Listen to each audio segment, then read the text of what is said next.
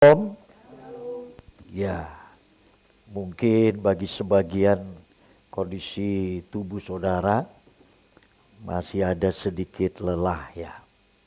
Tapi saya percaya itulah satu kelelahan yang dibayar dengan sukacita.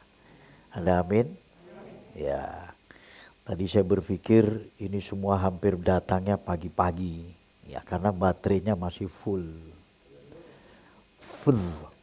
Baterainya full.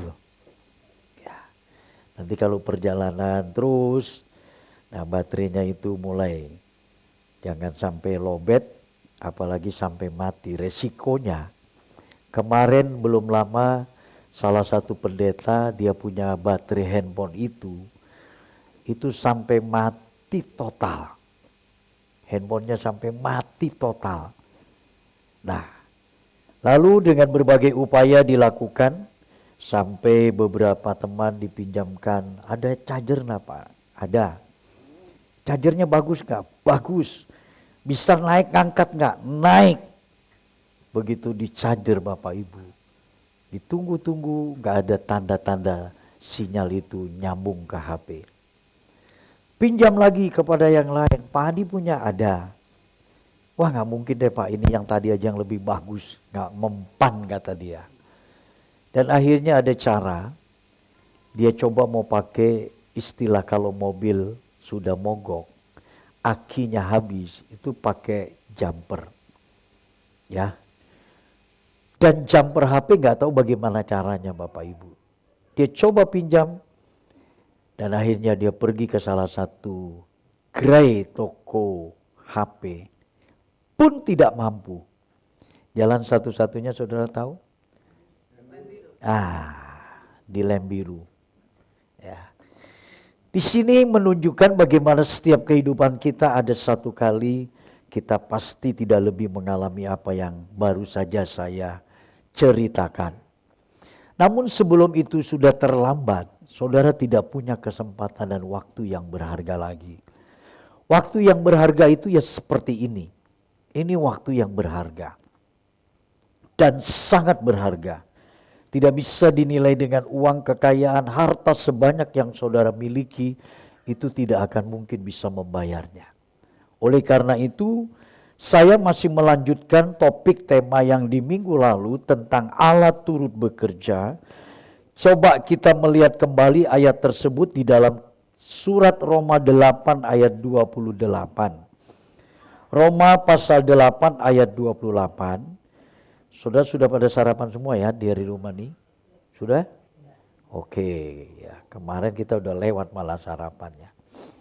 Kita lihat Roma 8 ayat 28, di sana dikatakan, kita tahu sekarang bahwa Allah turut bekerja dalam segala sesuatu untuk mendatangkan kebaikan bagi mereka yang mengasihi Dia, yaitu bagi mereka yang terpanggil sesuai dengan rencana Allah. Di dalam Roma 8:28 ini ada satu kandungan yang sangat luar biasa.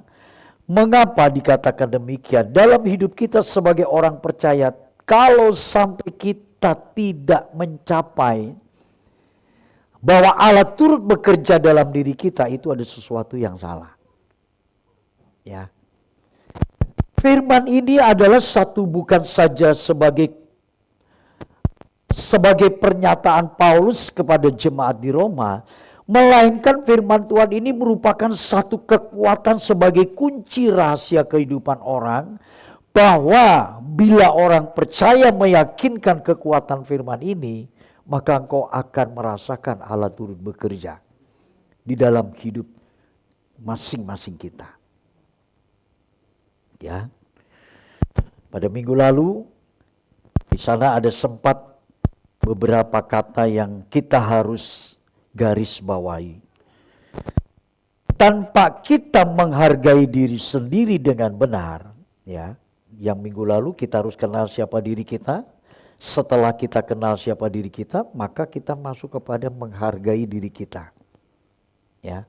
Orang tidak bisa menghargai dirinya kalau dia tidak mengenal siapa dirinya itu. Nah, oleh karena itu, jikalau kita sudah mengenal siapa diri kita, otomatis berjalan kita menghargai diri kita sebaik-baiknya. Baik waktu, baik tenaga, baik kesehatan, baik pola makan, pasti kita tidak lagi sebelum kita mengenal siapa diri kita. Nah, berangkat dari itulah pengalaman seseorang ketika Allah turut bekerja di dalam dirinya, karena orang itu sudah tahu siapa dirinya ini. Sebagai gambar Allah, sebagai ciptaan Allah, yang dikatakan kita akan menjadikan manusia segambar, serupa sama. Serupa segambar itu sama. Nah, kalau seseorang tidak menghargai diri sebagaimana yang seperti harusnya dihargai, bagaimana mungkin dia bisa menghargai Allah yang tidak terlihat itu? Padahal Allah sendiri mengatakan bahwa kita adalah gambarnya, ciptaannya, bahkan sama persis. Jangan melayang lalu kita mengenakan Allah seperti kita. Ya. Mari kita melihat lebih jauh tentang kita menghargai diri ini, saudara. Maka kita harus bisa menempatkan diri kita. Kita harus bisa menempatkan diri kita. Seperti apa itu? Beda ya, saudara. Kalau kita menempatkan diri kita, kita tahu tempat kita tuh ada di mana. Kita pasnya di mana. Kalau dalam dunia marketing, dalam dunia marketplace, itu di sana dia tepat ada di tempat tujuan daripada market itu, pasar itu. Sehingga dia bisa menggunakan waktunya untuk segala sesuatu yang dia bisa buat dalam marketplace itu. Begitu pula di dalam setiap pelayanan kita ataupun pribadi kita dengan Tuhan. Kita harus tahu dulu tempat saya ada di mana. Nah, oleh karena itu, ketika kita menghargai diri kita menghormati diri kita mengenakan diri kita, tempatnya kita tahu, Bapak Ibu. Bukankah di antara kita hari ini kita masih nggak tahu di mana tempat kita? Ya, seperti Kosihau, tempatnya mungkin di Pangeran Jayakarta. Bukan, itu sementara. Ya, usahanya Cidewi mungkin di Pasar Baru, itu pun sementara semua. Sampai saudara menemukan di mana tempat saudara itu. Dan kalau sampai tempat yang saudara harus miliki di dalam kehidupan kita, maka mau tidak mau kita akan masuk dalam pengertian ini. Dikatakan kita tahu sekarang Allah turut bekerja. Kekristenan hari ini diwarnai tanpa kita mengerti sesungguhnya rencana Allah itu apa. Sampai hari ini kita masih bertanya, Tuhan, apa rencanamu dalam hidupku? Sekian panjangnya waktu, sekian lamanya kita berdurasi dengan Tuhan, sekian lamanya kita melayani, sekian lamanya kita beribadah, masih ada orang yang tidak tahu tujuan hidupnya, apa yang Tuhan mau kerjakan. Nah, untuk itu Bapak Ibu Saudara, ya. Perbedaan ketika kita menghargai diri, maka kita bisa menempatkan diri dengan baik dan benar. Berbeda ketika seseorang mencintai diri atau egois. Ya, itu beda. Dua hal yang berbeda. Ketika kita tahu diri kita menghargai diri kita. Ketika kita sudah egois, mementingkan diri kita sudah berbeda tempat. Nggak sama ketika saat kita menghargai. Itu dua hal yang berbeda. Nah, hari ini ketika keegoisan mewarnai setiap pribadi orang percaya, tidaklah heran, tidaklah heran ketika orang tidak pernah menyampai titik di mana perjumpaan dia dengan Tuhan, maka nggak masuklah kalau Tuhan itu bekerja dalam pribadinya. Mengerti gak nih saudara? Kalau nggak ngerti saya ulang sekali lagi ya. Mohon maaf tadi saya masih, memang warna sekarang ini Jakarta hampir bukan saja orang muda yang batuk, orang tua batuk, anak kecil batuk. Ya, kebetulan cucu 3 ini dua-duanya batuk. Tadi saya dengar kemarin si Yos juga bilang anaknya juga batuk. Ya. Jadi saya kembali Bapak Ibu. Ketika seseorang menghargai dirinya, saya ulang sedikit lagi. Kita menghormati keberadaan bagaimana kita di tempat yang pas. Ketika orang ego, dia tidak bisa menempatkan di mana dirinya. Mengapa? Itulah sebabnya ayat ini tidak pernah sampai pada orang-orang yang demikian. Namun pada orang-orang yang ini, dia bisa menyadari bagaimana Allah turut bekerja. Di mana Pak? Ketika orang merasa terpanggil sesuai dengan rencana Allah. Di dalam panggilan Allah kepada kita semua, bukan saja pendeta. Bukan saja saya merasa terpanggil. Saudara semua mestinya sudah masuk dalam zona engkau terpanggil dalam karya rencana Allah ini. Nah, untuk itulah ya, di dalam penempatan diri kita ini kita mesti tahu seberapa yang kita telah lakukan perjalanan hidup kita dengan Tuhan. Seperti sebuah perumpamaan yang terdapat di dalam Injil Lukas pasal 18 ayat 10 sampai dengan 13. Kita lihat dulu di sana. Ya, Injil Lukas pasal 18 ayat 9. Ya. Ayat 9, maafkan saya bukan 10 dan 13. Ayat 9 sampai dengan 13.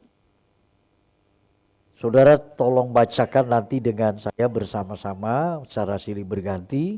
Saya membacakan ayat 9, Bapak Ibu Saudara ayat 10 dan ayat 13 kita baca bersama. Ayat 9 mengatakan, dan kepada beberapa orang yang menganggap dirinya benar dan memandang rendah semua orang lain, Yesus mengatakan perumpamaan ini. Ini berarti umum. Oke? Nah, ayat yang ke-10 di sana dikatakan, mari Bapak Ibu, 2, 3.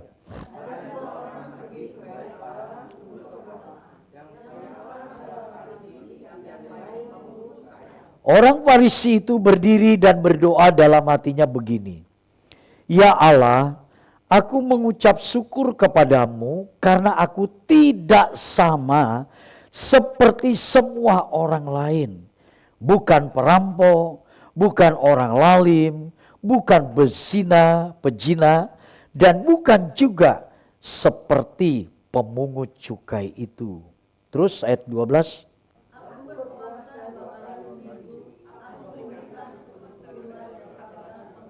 Sama-sama.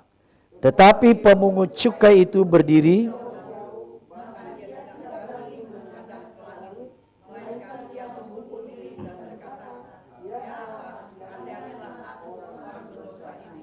Ya, bila kita melihat ayat dari perumpamaan ini, Yesus mengabarkan kepada murid-murid dan di sana bertepatan dalam satu perumpamaan ini, Yesus mengambil 2 orang.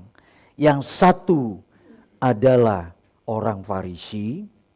Kemarin kita di sana sempat nonton satu video, tapi nggak sampai selesai. Orang Farisi dengan Maria Magdalena. Sebenarnya film itu bagus. Cuman aroma kita di sana tuh jadi membuat suasana film itu sebenarnya pokoknya bagus lah saudara. Saya ngelihat sampai sekitar jam 11 apa jam setengah 12 gitu. Nah, jadi orang Farisi ini itu benar-benar sangat dihormati, sangat dihargai. Karena dia ini adalah sekelompok manusia yang betul-betul dia mengerti tentang hukum Allah. Maka ketika dia melihat orang Farisi, ketika dia melihat seorang pemungut cukai, itu baginya rendah sekali. Sangat rendah sekali.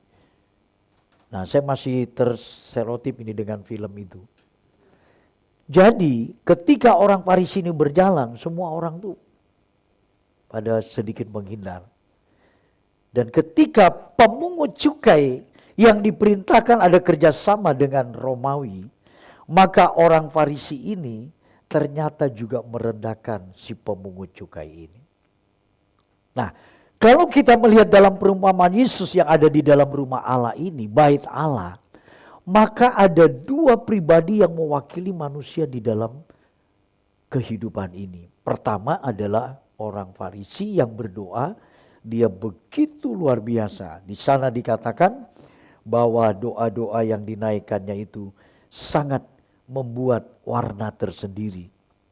Dan kepada beberapa ayat 10-nya coba kita lihat. Ayat 10-nya.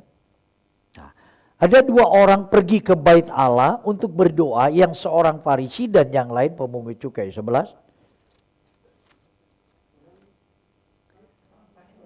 Orang Farisi itu terus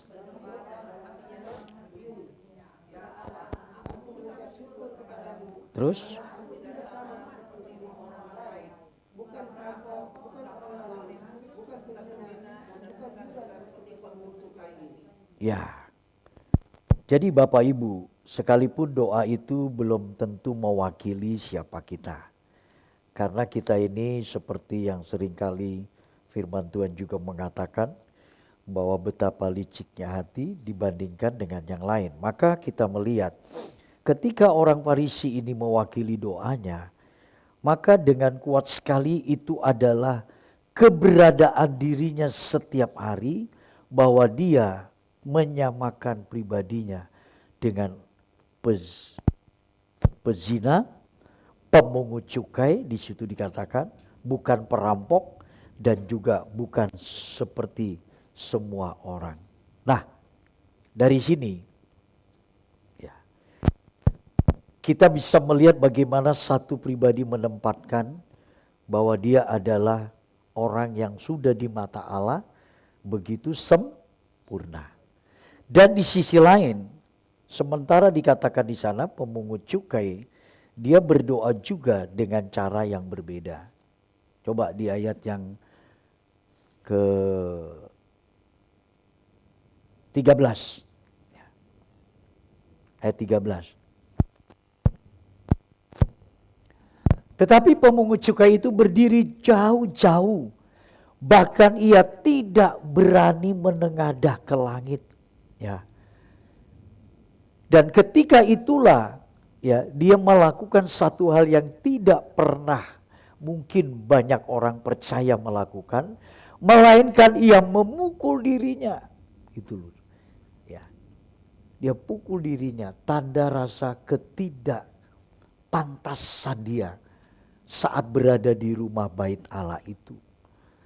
Lalu dia berkata, "Ya Allah, kasihanilah aku, orang berdosa." Ya. Jadi disinilah yang tadi saya mengatakan, ketika kita sudah mengenal siapa diri kita, maka dengan demikian kita mengenal bagaimana kita menempatkan diri kita sebagai orang-orang yang sudah turut Allah bekerja di dalamnya. Jadi bila seseorang, termasuk saya ataupun saudara, adalah berada di dalam posisi ini masing-masing, ya, maka segala rahasia hidup akan disingkapkan oleh Allah. Kalau kita mengerti posisi kita, apakah berada di orang Farisi atau kita berada di orang yang pemungut cukai. Semua itu akan lahir dengan berjalannya waktu. Maka dari itu, bila kita melihat ini Bapak Ibu, maka kita akan menemukan dan tahu bahwa di sana benar-benar adalah Allah bekerja di dalam segala sesuatu. Di dalam segala sesuatu. Ya. Ayat ini seperti mengunci pada ayat-ayat di atasnya. Seolah ayat ini adalah merupakan satu godam yang mengingatkan orang-orang Roma, ketika engkau tahu bagaimana keberadaanmu, ketika engkau mengerti siapa dirimu, ketika engkau tahu adalah ciptaan yang ditebus oleh Allah, maka engkau akan menempatkan diri dan engkau masuk dalam siklus bagaimana Allah bekerja di dalamnya. Dan siklus orang yang bekerja di dalam bersama dengan Allah, maka orang ini pasti memiliki pengharapan. Ya, pasti memiliki pengharapan. Coba kita akan melihat di dalam Roma pasal 8 ini, ayat yang ke-22. Ayat 22 mengatakan, sebab kita tahu bahwa sampai sekarang segala makhluk sama-sama mengeluh dan sama-sama merasa sakit bersalin. Saya rasa yang tepat ini wanita yang merasakan sakit bersalin ya. Kalau pria rasanya bukan sakit bersalin, sakit karena belum makan. Ya. Punggungnya naik. Sakit bersalin itu pernah saya mendengar mama saya berkata, lu tahu gak, gue lahirin lu antara hidup dan mati. Kalau gue tahu lu sekarang seperti ini, begitu ngomongannya. Jadi bagaimana mempertaruhkan sebuah nyawa yang akan dilahirkan itu orang bersalin. Mengerang, menjerit, menangis. Karena dia tahu ini antara dia selamat atau dia tidak, bayinya yang selamat atau bayinya tidak. Itu dua hal. Jadi makhluk yang sekarang ini adalah sama-sama semua mengeluh. Kita sebagai orang percaya dan di luar sana orang yang tidak percaya itu sama-sama mengeluh, problemnya sama. Ya. Dan kalau sampai dengan demikian bahwa setiap manusia yang ada di bawah kolong langit itu memiliki hal yang sama. Saudara masih ingat akan khotbah ketika pencobaan-pencobaan yang kamu alami adalah pencobaan biasa. Itu semua mengalami. Luar biasa ya Tuhan, sampai dia menarik benang merah dari khotbah yang sudah, sampai sekarang diingatkan kembali, kita ini semua mengeluh. Gak ada yang gak mengeluh, kecuali kalau saudara sudah di Santiago Hill.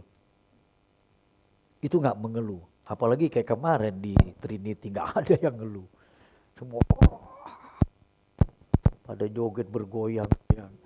Ya, dia beberapa saudara ya. Ya.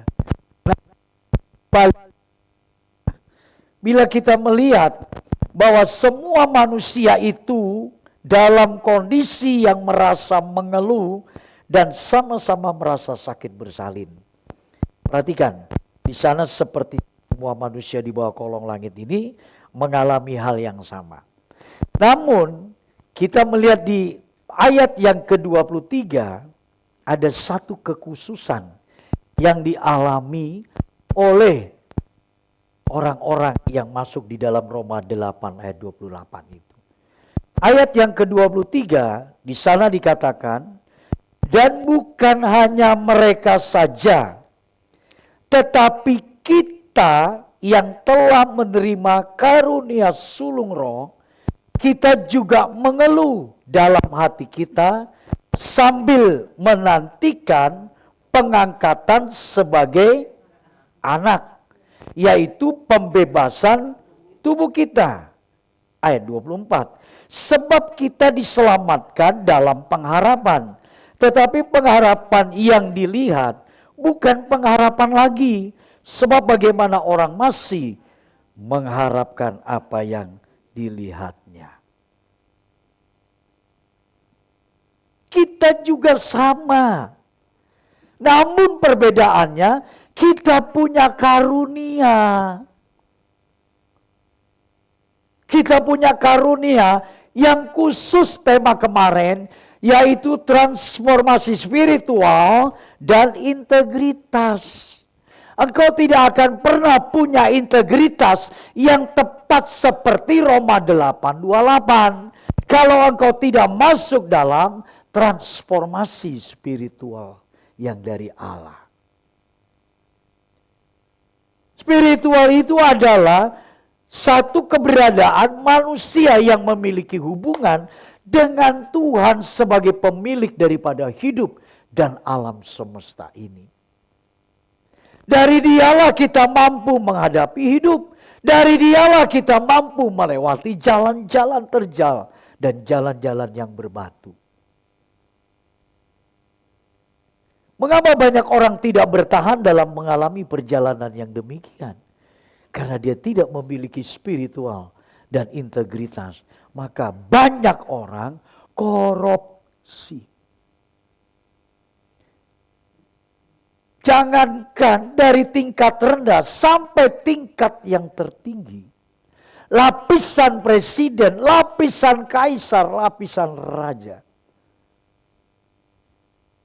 Itu integritas ketika dia tidak mendapatkan dari spiritual yang Allah. Dia pasti korupsi. Dia pasti mengambil orang yang punya milik barang itu. Dia pasti mengambil yang bukan menjadi haknya. Ya kan? Itu sebabnya ketika orang masuk dalam dunia 2 Timotius pasal yang ketiga ayat 1. Bahwa pada hari-hari terakhir akan datang masa yang sukar. Manusia mencintai dirinya sendiri dan menjadi hamba uang. Ini melekat. Bagaikan satu gambar kaisar, satu lagi gambar Allah. Bagaimana orang tahu adalah bagian dia harus bayar pajak, bagaimana bisa mengalihkan perpuluhan kalau dia tidak punya spiritual dan integritas seperti yang Alkitab katakan. Pasti dia akan mencuri, pasti dia akan mengambil hak yang bukan miliknya.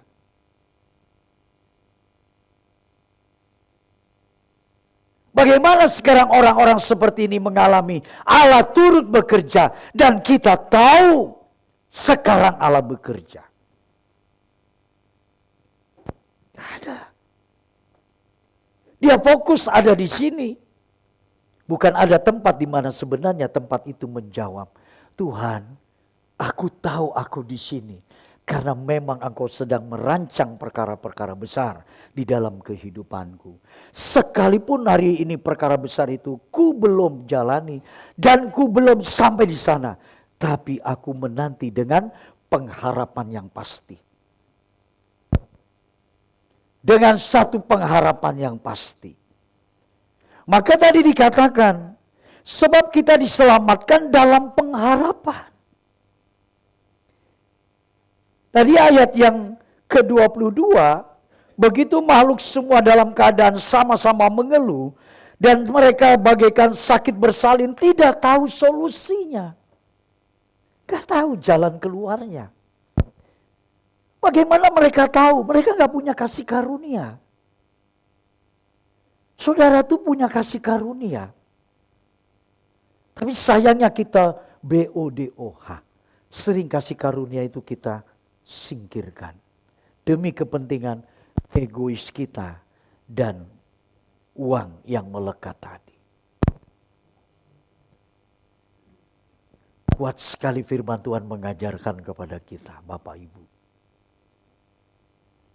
Saya merasakan semakin hari Tuhan terus membawa, menggiring kita kepada satu tempat di mana yang Dia inginkan, yang Dia mau. Kemarin sempat kita ambil satu kesempatan untuk durasi bikin podcast yang kita sudah mati suri. Ya. Dan diwawancarai oleh Ibu Bendahara. Lalu di situ saya teringat. Ketika tema kita di retreat yaitu soal berbicara transformasi spiritual dan integritas.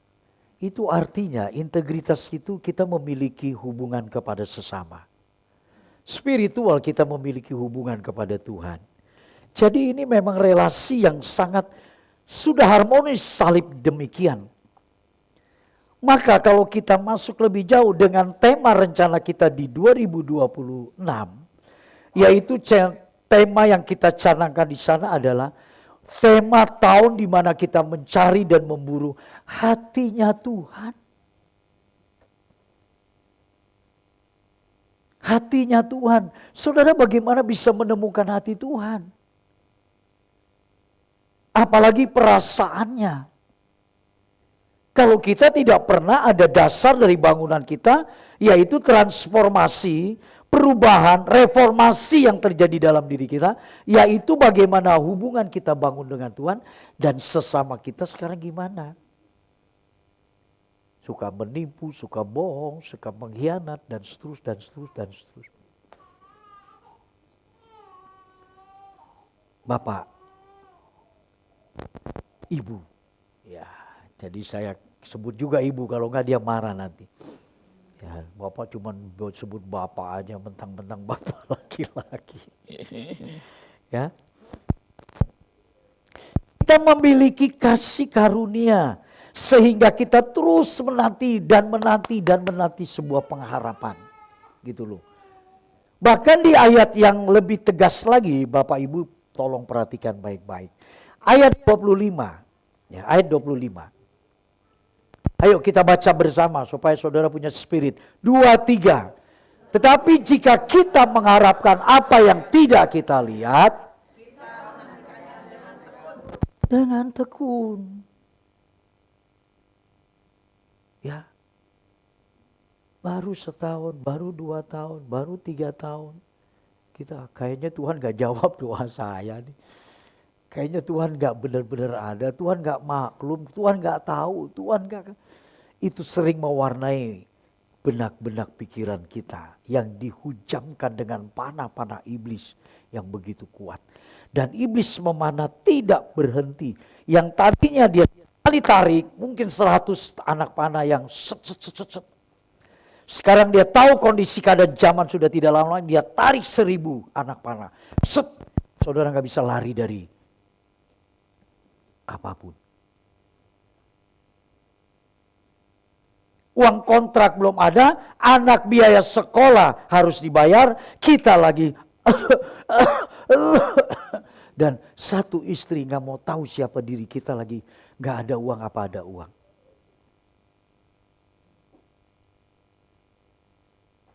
Mungkin 1000 kita masih bisa mengetes dengan cara yang seperti keahlian, tapi dia panah lagi kita dengan berlipat-lipat. Akhirnya gak heran kan? Dulu dia melayani, sekarang sudah enggak lagi. Dulu dia on fire, sekarang sudah tidak lagi. Ada satu hal yang menarik buat kita, mesti kita harus goreskan di hati kita. Bahwa pengharapan yang belum kita lihat, justru harus kita nantikan dengan tekun, tidak boleh ada waktu tidak tekun. Di sini kata tekun itu menanti dengan sabar. Gak ada kan yang namanya sabar di sini? Adanya subur. Jadi kita menantikan dengan sabar untuk kita tekun. Orang yang rajin, orang yang cakap dalam kehidupannya, dan orang yang selalu dia bertekun di dalam sebuah hal-hal apapun yang dia alami, dia pasti akan mencapai yang dimana yang tadi dikatakan. Kalau sudah kita dapatkan, gak perlu lagi. Coba ayat yang ke-26-nya. Ya. Maaf, ayat 24-nya Yun, ayat 24. Sebab kita diselamatkan dalam pengharapan. Tetapi pengharapan yang dilihat bukan lagi pengharapan. Ya kan? Jadi kalau kita udah lihat, buat apa lagi kita harapkan? Seumpama, dulu kita gak punya handphone, kita berdoa itu dari pagi, siang, sore, malam. Katanya kemarin ada restoran pagi sore ya Ci Dewi bilang. Nah begitu kita sudah dapatkan handphone, ini udah gak kita lagi perlu berharap. Sudah kita dapat, sudah kita lihat kok. Tapi kalau belum sampai, kita terus berharap, tekun terus berharap. Kapan Pak? Enggak tahu. Kapan Pak? Enggak tahu. Kapan Tuhan? Enggak tahu. Pokoknya kamu tekun aja jalani. Dan di sana kita akan menanti. Tuhan pasti berikan tepat pada waktunya. Kata tekun di sini kita kembali tadi ayat 23 ya. Ayat 25 coba ya. Ayat 25. Di sana dikatakan kata tekun ini sesungguhnya memiliki dampak besar. Dampak besarnya apa? Saudara itu akan punya iman. Dasar dari segala sesuatu dan bukti dari segala sesuatu yang belum kita lihat. Masukkan. Itu iman. Jadi iman adalah dasar dari segala sesuatu dan bukti dari segala sesuatu yang belum kita lihat. Inilah tekun. Sampai kita mengharapkan sesuatu yang seperti betul-betul firman Tuhan katakan, keselamatan itu terjadi pada kita sebagai orang percaya. Timbulnya iman, itulah yang kita harapkan sebagai orang percaya. Mengapa banyak orang yang beriman, namun dia tidak buat seperti apa yang mestinya dia bertekun, tapi dia akhirnya gugur di tengah jalan. Saudara, kita lihat ya, kalau orang yang tekun dan dia beriman, ini gak ada waktu untuk dia tidak berharap kepada Tuhan. Pasti. Dan semacam orang-orang seperti ini, itu tidak pernah mengenal yang namanya putus asa, ya, yang namanya apalagi ya, kecewa dan seterusnya, ya. Mari kita coba melihat dengan baik di ayat yang ke-18, ya. Ayat 18.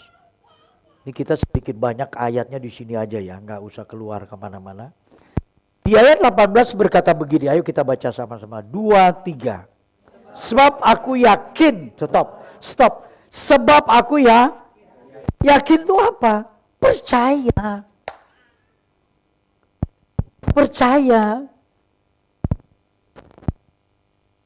Yakin saya. Kenapa Bapak yakin sama saya? Percaya. Sudah berapa lama kita kenal? Baru enak aja lu. Ya. Cukup lama. Kita kenal dari salah satu gereja. Itu berdomisili di Duta Merlin.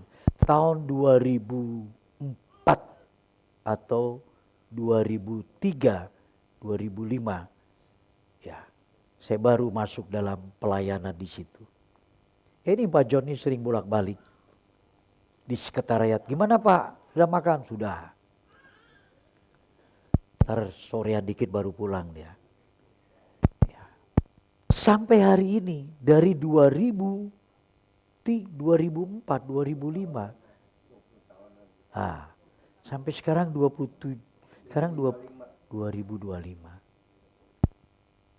Jadi kalau kita sudah mengenal sekian durasi waktu lama, mestinya dia nggak mungkin nggak percaya saya.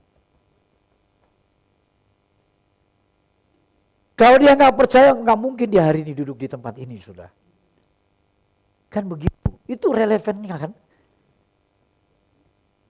Iya nggak?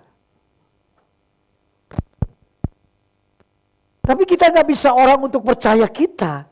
Kan bener dong? Saya tarik umpamanya. Doni, kamu harus percaya saya. Pak, saya kan belum lama, oke. Tapi kamu percaya saya, gak bisa. Doni harus mengalami hubungan baik dengan saya. Untuk kita saling kenal, baru terbangun. Sama Alkitab begitu. Kalau ada yang namanya tadi, yaitu transfer spirit, yang dari Allah. Nah ini suka berhenti nih spirit Allah. Waktu itu kita sudah bahas di Trinity kemarin. Mengapa seringkali rencana Allah gagal kepada kita? Karena kita yang menggagalkan, karena kita tidak merespon dengan karakter kita yang baik. Itu yang membuat. Gitu. Nah kita kembali. Ini bukan satu SKS ya, ini 10 SKS lu sudah. Ya. Soalnya lagi duduk diam nih lagi 10 SKS. Ya. Ini baru 3 SKS, masih ada 7 lagi. Ya. Jadi, coba kita baca lagi 2, 3.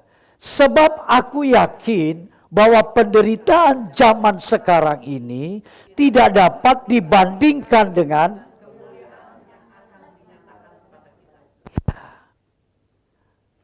orang ketika sudah mengenal dirinya, lalu dia menghargai dirinya, menempatkan dirinya, Allah bekerja pada dirinya, maka dia akan siap bertarung dengan kesulitan zaman dan penderitaan zaman. Dan penderitaan zaman ini membuat kondisi keadaan kita mampu untuk melewati kondisi-kondisi zaman yang dikatakan tadi sudah masuk dalam penderitaan zaman akhir. Ya. Dulu kalau orang bunuh, kebanyakan cukup kita dengar karena tidak suka. Tapi hari ini orang membunuh bukan karena tidak suka aja. Dia rampok dengan berbagai cara dan gak cukup sampai dimatikan, cincang mutilasi. Dan itulah sebabnya kalau sampai kita menyadari, kita tahu sekarang nih bahwa penderitaan semua orang mengeluh. Tapi aku gak mengeluh karena ada kasih karunia sebagai buah sulung dari yang Tuhan kasih kepadaku. Aku jalani hidup ini. Apapun. Jangan mengeluh Bapak Ibu. Ya. Karena mengeluh itu membuat kita sebetulnya semakin lelah hidup ini. Semakin capek. Ya. Justru kalau kita tidak mengeluh, justru mewarnai hidup kita ini Tuhan menyertai kita. Ya. Dan orang-orang yang masuk dalam suasana seperti ini, maka dia sudah ada tonggak pilihan. Apa itu tonggak pilihannya? Berkata, penderitaan zaman sekarang ini tidak sebanding dengan kemuliaan yang akan kuterima. Mindsetnya, pikirannya dibaharui terus. Sampai dia berkata, ku rela, ini lagu lama ya. Engkau miliki demi kemuliaan namamu. Kita rela.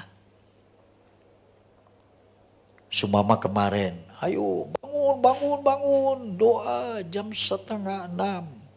Mata masih sepet-sepet semua saudara ya. Ada yang masih belum sisiran. Saya gak ngelihat lipstik, mungkin puji Tuhannya tuh lipstik gak ada di sini saudara. Coba saudara bayangkan gak lipstik kalau dia salah dia bangun. Ya, gak connecting gitu ya. Warnanya di sini apalagi. Kan bahaya itu. Ya, tapi semuanya sukacita. Nah, kita masuk memang suasana seperti itu. Ya, doa, terus doa. Kita rasakan hadirat Allah. Kan hasil dari sana hari ini kita dapat merasakan spirit kita itu semakin menjadi. Ya. Ntar saya bacakan hasilnya ya saudara. Enggak sekarang. Nah, oke, kita lanjut. Di sana dikatakan bahwa ayat 18 ini itu adalah salah satu konsekuensi anak-anak Allah.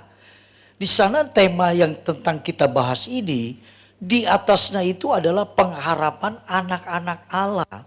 Pengharapan anak-anak Allah. Jadi kalau kita mau disebut sebagai anak Allah, kita masuk dalam penderitaan. Kita harus masuk dalam suasana itu. Gak boleh kita pilih yang menderita gak mau, yang senang kita mau, gak bisa begitu. Justru kita bandingkan penderitaan ini adalah kesempatan aku melihat, yaitu kemuliaan yang tidak ada tarahnya. Saudara, ya kita berharap semua masuk surga. Ya kalau yang begitu amin. Nah, saat kita di sana, saya percaya saudara pasti nangis berlutut di kaki Yesus. Ternyata engkau melihat kemuliaan yang begitu besar. Jadi kalau sampai kita nggak makan cuma sekali aja wajar, saudara. Ya, apalagi kehujanan sekali aja wajar. Ya. Masa karena begitu saja kita nggak mengucap syukur akan Tuhan. Ya. Dan sebagai konsekuensi untuk kita masuk ke wilayah itu bagian sesungguhnya kegenapan Allah sedang bekerja dalam diri kita. Ya. Sekarang biarlah pikiran kita dan hati kita dikuasai oleh Roh Allah di dalam segala sesuatu. Kembali ayat 28, pasal 8 ayat 28. Coba kita lihat dan perhatikan baik-baik ya saudara. Ini sudah kumpul ya angan-angannya ya. Kan dulu ada yang bilang bangun tapi angan-angannya gak kumpul. Angan-angannya kita masih di Lembang, masih lihat yang pada joget juga. Coba bangun tidur, rata-rata saudara nih pasti masih ingat yang di sana. Saya juga masalahnya. Ya. Oke, kita lihat. Ayat 28 baca baik-baik dan perhatikan. Kita tahu sekarang bahwa Allah turut bekerja dalam segala sesuatu untuk mendatangkan kebaikan bagi mereka yang mengasihi Dia. Perhatikan kata segala sesuatu di dalam kehidupan kita sebagai anak-anak Allah yang punya pengharapan dengan tekun. Orang ini masuk dalam satu wilayah bagaimana ketika Allah turut bekerja yang tadinya mungkin dia merasa ada situasi sulit. Ya, baik ekonomi, baik persoalan rumah tangga, atau apapun bentuk kesulitan itu, dengan kata lain Bapak Ibu. Mungkin kita tertolak, pernikahan kita dalam keadaan terancam kekandasan. Kesulitan ekonomi, keuangan, dan terus susah untuk dijabarkan. Ya, belum lagi biaya, belum lagi sakit, dan seterusnya. Maka ada kata yang sangat kita harus garis bawahi. Bahwa Allah turut bekerja di dalam segala sesuatu itu. Tidak ada sesuatu yang buruk. Tidak ada sesuatu yang buruk. Yang apalagi disebut kutuk. Apalagi aib. Kepada anak-anak Allah. Yang menantikan dia dengan tekun. Anggaplah. Hari ini saudara punya masa depan belum jelas. Ya. Saudara sudah belajar, saudara sudah melakukan yang terbaik, saudara sudah buat ini, buat itu. Seperti nggak ada pintu yang terbuka, anggap seperti itu. Tapi percayalah, segala sesuatu itu di tangan Allah akan bisa menjadi yang baik bagi orang yang mengasihinya. Jadi kalau kita sudah punya konsep berpikir seperti ini dalam diri kita, tidak ada sesuatu yang buruk. Tidak ada. Sekalipun dulu orang tua kita mungkin tidak menginginkan kita lahir. Dia tolak kita. Mungkin ada juga rangkaian-rangkaian kejahatan dari saudara-saudara kita terhadap kita. Mungkin ada hal-hal yang lain yang dibuat oleh orang kepada kita. Tapi Allah selalu mendatangkan yang buruk itu menjadi sesuatu yang baik bagi kita. Dengan kata lain, tidak ada hidup kita yang perlu kita harus khawatirkan. Sekalipun itu jaket baru pertama dibeli dan harus tertinggal. Allah turut bekerja untuk mendatangkan kebaikan bagi yang memiliki jaket tersebut. Itu tidak mungkin kalau Allah tidak rencana. Ya. Padahal sudah diingatkan. Dalam hidup kita juga demikian bukan? Ada hal-hal firman Allah terus bicara. kok sampai saya masih melakukannya, kesalahan itu. Sudah begitu ingatnya nggak jauh lagi dari tempat tersebut, saudara. Nah, justru dengan pikiran yang kita miliki itu terus dibaharui, maka dengan demikian kita dapat melihat terang. Bahkan penderitaan bukan lagi sesuatu yang kita takutkan. Tapi itu jadi teman kita yang mengasihkan. Saya pernah melihat orang-orang yang dalam penderitaan itu dia mengasihkan sebagai teman. Coba lihat. Orang-orang yang mengais-ngais itu sisa-sisa baik botol plastik atau apa. Dia masih bisa nyanyi sambil ngopi, kaki angkat dia nyanyi langdut. Sementara anak Tuhan, duit masih ada mukanya. Ya kan? Jadikan penderitaan itu teman. Untuk saudara bisa menerima hidup ini. Apalagi engkau anak-anak Allah. Pengharapan yang jelas dan pasti. Aneh kan? Tanpa kita sadari secara demikian. Nah kalau itu kita sudah alami. Maka penderitaan itu akan menjadi sesuatu kapan waktu Tuhan ubah. Untuk kemuliaan bagi namanya. Dan kita sedang menuju ke sana. Ayat terakhir. Nah kalau sudah dibilang ayat terakhir nih duduknya dibereskan ya. Rambutnya yang tadi sih dia betul. Gitu. Di sini nggak ada ya. Masalah yang ada di sana banyak sekali gitu. Ya. Kita lihat ya di dalam Yeremia. Yeremia pasal ke-29. Ya. Yeremia 29 ayat 11. Ayo kita baca sama-sama ini. Sudah?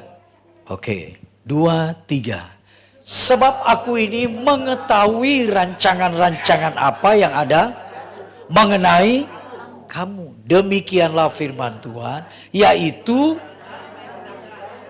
dan bukan untuk memberikan kepadamu hari depan.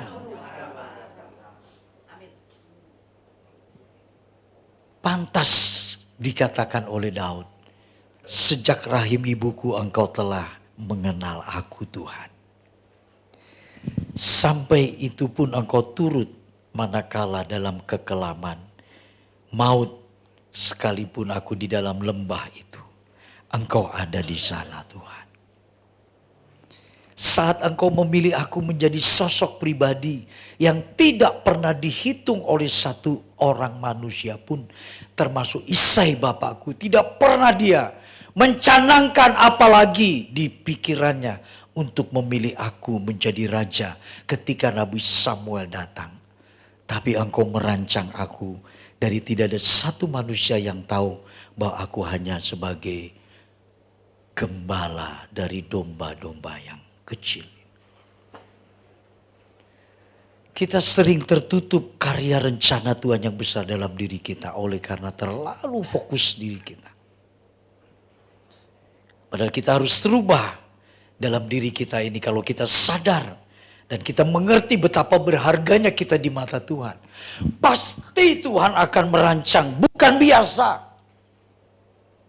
Tuhan tidak merancang saudara bukan menjadi manusia biasa. Saudara sedang dirancang untuk menjadi luar biasa. Orang tidak mampu, engkau mampu. Orang tidak bisa, engkau bisa. Orang tidak sanggup, engkau sanggup. Itulah ada di dalam Roma 8:28. Allah turut bekerja pada orang-orang yang mengasihinya. Saudara harus masuk wilayah itu. Seberapa jauh kita mengalami perubahan, terus kita rubah. Upaya kita, usaha kita bagian dari apa yang dikatakan Paulus, kerjakan keselamatanmu. Sekalipun kita sadar Jangan dengan kekuatan, karena dengan kekuatan diri kita pasti kita jatuh lagi, jatuh lagi, jatuh lagi. Tapi ketika kita sadar, kita minta transformasi spirit dari Allah, maka Allah membangunnya dan berkata, diangkatnya Petrus dari laut yang menggelora. Tidak ada yang mustahil bagi Tuhan. Satu kali engkau akan bisa berdiri lebih hebat daripada pendeta-pendeta yang ada di dunia ini. Mari Bapak Ibu Saudara, jangan kecilkan siapa dirimu. Jangan katakan engkau tidak bisa, engkau tidak mampu. Setiap kita ketika dikatakan, aku tahu apa yang ada padamu, karena aku yang mengerti dan membentukmu. Rancangan-rancangan damai sejahtera, bukan rancangan kecelakaan. Ini kalau terus bisa jam 2 ini saudara. Amin. Ya, mari kita percayakan diri kita pada Tuhan. Terus benahi. Kita semakin diberkati oleh kehadirannya dan firman-Nya. Tuhan Yesus berkati kita. Saya undang